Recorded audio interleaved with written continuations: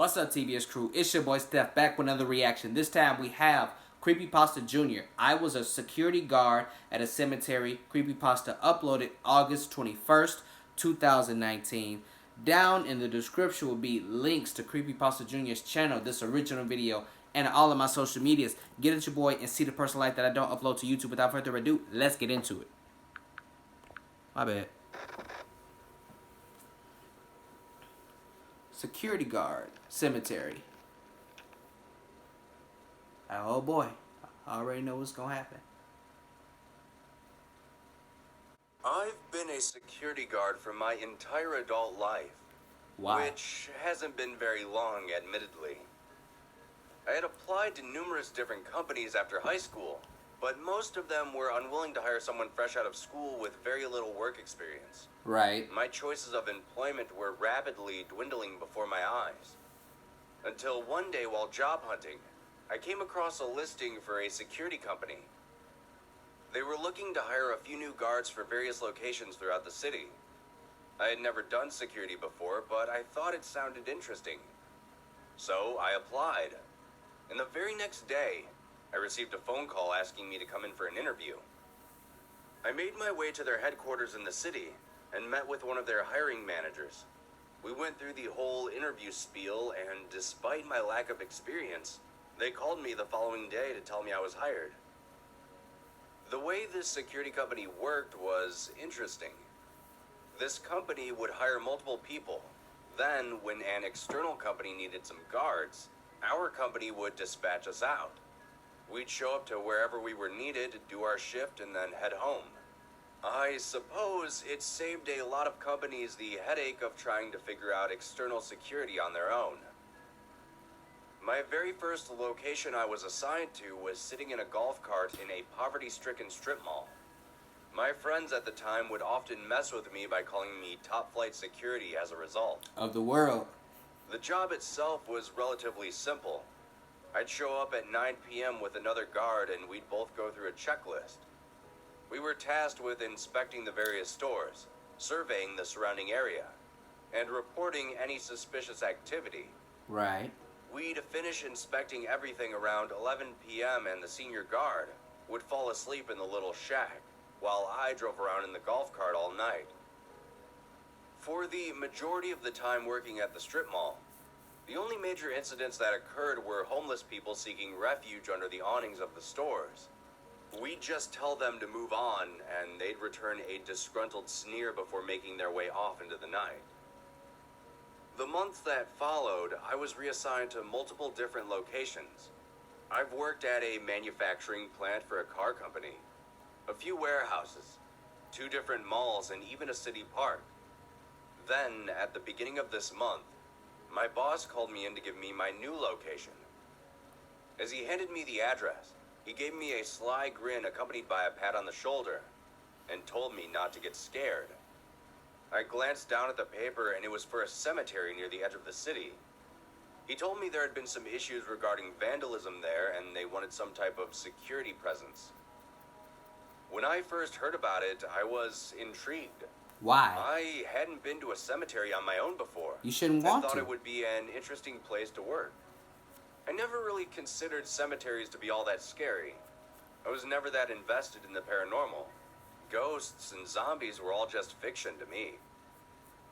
The first day on the job, I showed up and met my partner. Ironically, it was the same guard who I had worked with at my very first location. He was an older guy, probably early 60s if I had to guess. It didn't seem like he was suited for this job, but he'd probably been with this company for years. As I finished parking my car, he rolled up in the company patrol car. I hopped in and we drove around the outskirts of the cemetery together just to familiarize ourselves with the surrounding area. The cemetery itself was actually quite large. A rather intimidating wrought iron fence encompassed the entirety of the area. Venturing inward, we could see rows upon rows of neatly aligned tombstones stretching off in every direction. Towards the far end of the cemetery, the tombstones were newer, but the closer you headed towards the center, the more worn they became. Breaking up the bleak horizon were a handful of tombs. As we walked by, I glanced up at one with my flashlight and took note of the intricate designs placed on the edges of it. The name Connors was etched right above the two large doors. Must have been a wealthy family, I thought. Finally, at the very center was a large statue of an angel, standing somberly in a praying position. By the time we had journeyed throughout the entire cemetery, we found that our shift was just about finished. We walked through the cemetery once again and headed home. The days that followed quickly became routine as we both went about our duties. We'd both show up and the senior guard would drive the truck around the perimeter of the fence while I wandered through the cemetery itself. We'd check in with each other via radio every so often, and a couple of times he wouldn't respond, due to him being incredibly focused on his responsibilities. And by that, I mean he was sleeping in the truck. Got you. Since we had started working here, I hadn't noticed any signs of trespassing or vandalism. I thought that perhaps the people that were responsible had noticed our presence and didn't think it would be worth the trouble. Then, a couple of days ago, something happened. I showed up as usual, greeted my partner, and we began our shift. There was a thick layer of fog drifting throughout the cemetery, which gave off a very George Romero vibe. My partner quickly headed off to make his patrol, leaving me to venture into the cemetery alone. As I walked about, trying to keep a watchful eye on my surroundings, I couldn't seem to stop my mind from wandering off. I was drawing ever closer to the center when I caught a bit of movement out of the corner of my eye. I tried to radio my partner, but of course there was no response. It had been roughly an hour and a half since we had parted, so he was probably already asleep. The figure disappeared into the distance, and I slowly followed in that direction. Once I made it to the area, I looked around closely, but there was no one to be found. That's when I heard a sound nearby. It sounded like glass shattering. Thinking it might have been some people coming to the cemetery to drink, I followed the noise. The sound led me to one of the tombs that dotted the area. This tomb seemed to be the largest of them all. I walked up and took note of how worn down the stone exterior was. It appeared to be extremely old. I noticed that the large ornate doors had been cracked open slightly. I called out to the void inside and demanded whoever was in there to come out. Nothing answered. I stepped closer and looked up to where the family name should have been. It was blank. Whoever this tomb belonged to, it didn't seem to have any identifying marks whatsoever. I poked my head inside through the door, and even though I had a flashlight in front of me, the beam barely penetrated the thick darkness. I called out once again for anyone inside to make themselves known, and after once again receiving no response, I stepped inside. Inside the tomb smelled like cold, wet earth. It reminded me of an empty field after a heavy rain. I searched around, but there was no sign of anyone inside this tomb. Then, a sound echoed in the chamber which sent a nightmarish chill run down my spine. The sound of the door clicking shut behind me. I turned and quickly ran back to the door and shoved against it with all my might, but it was as if it had been barricaded from the other side. Trapped. I banged against the door a few times before grabbing my radio and calling my partner. There was still no response from him. I rifled my phone from my pocket to call for help, and as soon as I did, I heard something else. Breathing. There was something else inside this tomb with me. I turned around with my back against the door and lifted my flashlight. All this could have been avoided. For some reason, my light didn't extend more than a foot in front of me, so I couldn't see the far side of the tomb. That's it? Hell. I could, however, make out a subtle shape in the darkness. I nervously asked who was there, and the breathing drew closer. It finally stepped into the light, and I could see it. It was taller than me, but not by much.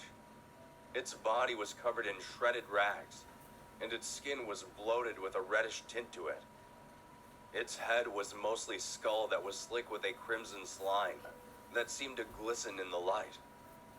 Despite its skull-like appearance, it somehow still had eyes in its sockets, bloodshot and focused. It rested a bony hand upon my shoulder, gripping down on me tightly. You touching me, I fam? could feel my muscles beginning to strain underneath its grasp. It brought its face a few inches away from mine, and it opened its mouth. A volcano of reddish-black liquid poured out from behind its rotted teeth. Its eyes began to roll back into its head, and it seemed like it was about to bite at me. I hit it in its chest with my flashlight, but that did little to deter this thing. It continued digging its fingers into my shoulder, preparing to come in for another attempt. Instinctively, I screamed as loud as I could, hoping someone, anyone, would hear me.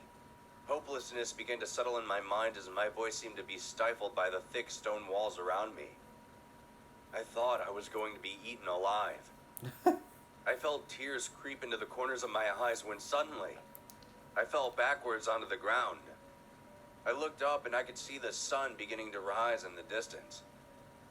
My partner was standing on the side of one of the doors asking me what had happened. I quickly glanced back at the darkened interior of the tomb, and that thing was nowhere to be found. I asked him how he found me, and he said that he tried radioing but couldn't get a response. So while he was searching for me, he heard a scream coming from inside this tomb. I thanked him, and we both left that cemetery together. I'm not sure why, but he never did ask me why I was screaming inside that tomb. He probably already know.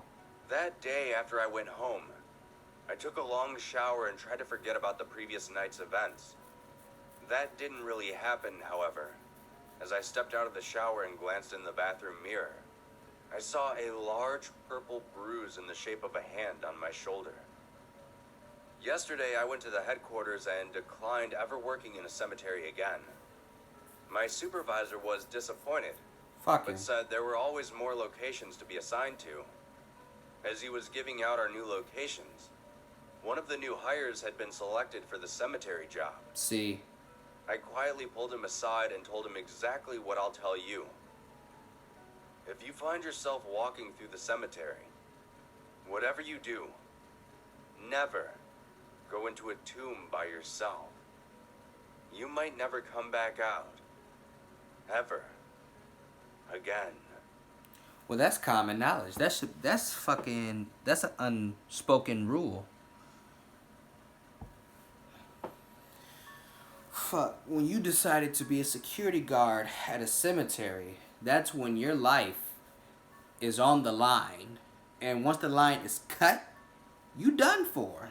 And you deserve it because you could have said no. But you didn't. Since you decided to take this job, if something would have happened to you, you would have deserved every minute of it. And I wouldn't have gave a fuck because you deserve to get got. That's all I'm going to say about that. Thank you so much, guys, for watching my video. If you enjoyed the reaction, leave a like, a comment, and share the video. And if you really like this, subscribe to the channel. Join the TBS crew and tap that bell icon so you will get notified every time your boy Steph drop new content, which I do on a weekly basis. That is all I got for y'all this time around. Your boy Steph is out.